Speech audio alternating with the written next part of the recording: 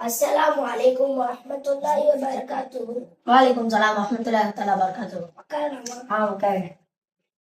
யூசுப் அலி எனக்கு சொல்லி தரல. அதுக்காக தான் நான் பார்த்துட்டு இருக்கேன்.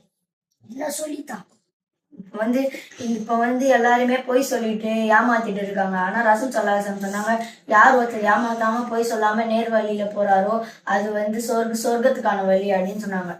நம்ம இனிமே ஒழுங்கா இருக்கலாம். ஆனா எனக்கு ஒரு டவுட், நம்ம போகும்போது நம்ம பின்னாடி நம்ம பத்தி பேசிட்டு கெட்டது தானே.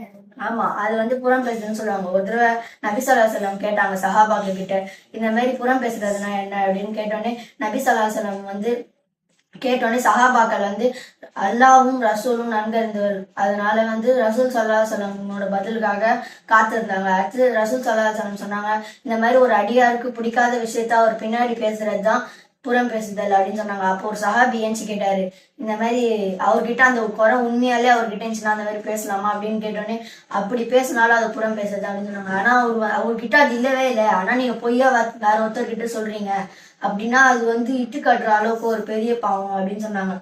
நல்ல வேலை நீ சொன்ன, நானும் அந்த மாதிரி ஒரு பையனை பத்தி தான் சொல்லலான்னு வந்தேன். அல்லாஹ் ஒண்ணு காப்பாத்திட்டான். இந்த 2 பாவத்துல இருந்து அல்லாஹ் எல்லாரையுமே காப்பாத்தணும்.